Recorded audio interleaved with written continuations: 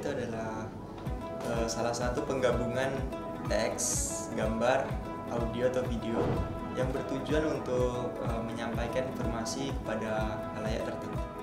Multimedia itu adalah sebuah jurusan yang mempelajari tentang desain, fotografi, audio videografi, dan animasi. Penggunaan komputer yang menyajikan atau menggabungkan suara, video, gambar, dan koneksi agar para pengguna bisa berkarya, berkomunikasi, dan berinteraksi.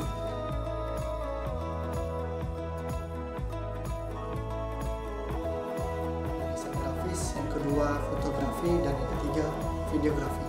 Fotografi, animasi, desain grafis, dan videografi. Videografi, ada animasi, dan ada pengeditan 3D. Desain grafis, fotografi, videografi, dan animasi.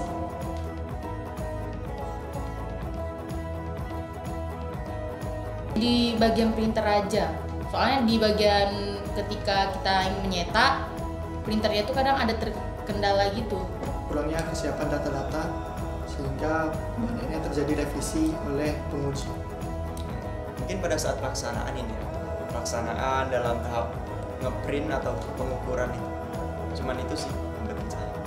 Nah, waktu saya revisi nih ada beberapa bahan yang belum saya persiapkan sih. Mungkin PC yang agak lemot, di flash disk yang bervirus mungkin menghambat untuk saya mengeksplor data.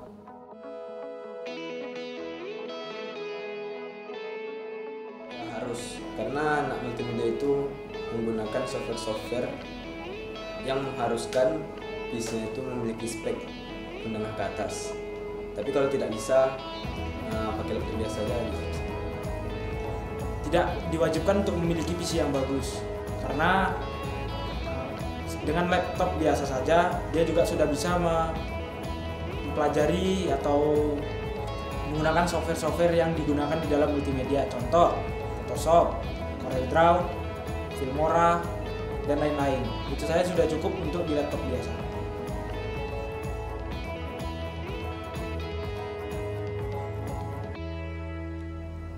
Kalau punya kamera DSLR sebenarnya tidak wajib karena di sini kita memiliki kamera DSLR sebagai fasilitas dari sekolah. Tidak perlu ya, soalnya kan disediakan oleh sekolah dan kita hanya ya setidaknya mengerti lah skill-skillnya gitu. Cara kita menyewa atau dengan kita meminjam kepada orang yang sudah punya.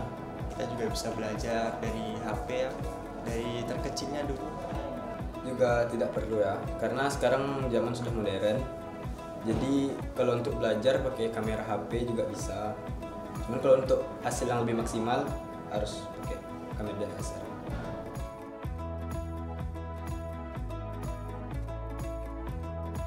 Menurut saya pribadi sih gampang, soalnya datanya kan sebelum ujian memang dikasih waktu 1 minggu untuk mempersiapkan datanya.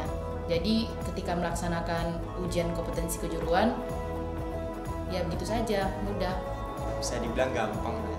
Menurut saya ujian kompetensi tidak terlalu sulit, juga tidak terlalu mudah. Agak begitu sulit ya, karena kita dituntut untuk bisa mendesain, menggambar, mencetak, dan lain-lain.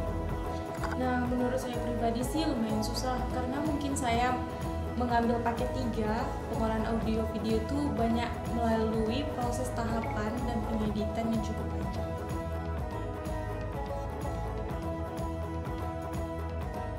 Paket pertama tentang desain grafis, paket kedua tentang animasi, paket ketiga tentang videografi, paket keempat tentang situs web. Paket di ujian UKK itu biasanya ada desain grafis dan videografi, tapi terkadang ada juga paket animasi dan desain web. Poster, paket 1. Dan paket 2 tentang animasi. Paket 3 tentang video, dan paket 4 merupakan tentang web atau membuat situs. Yang disediakan sekolah itu 4, cuman di multimedia tahun ini murid hanya memilih 2 paket, yaitu desain grafis dan videografi.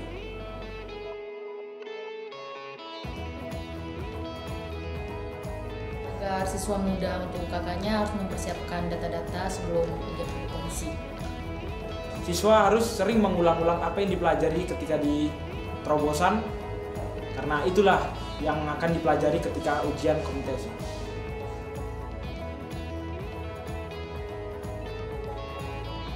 Kalau saya pribadi sarannya agar fasilitas kamera ditambah lagi sih.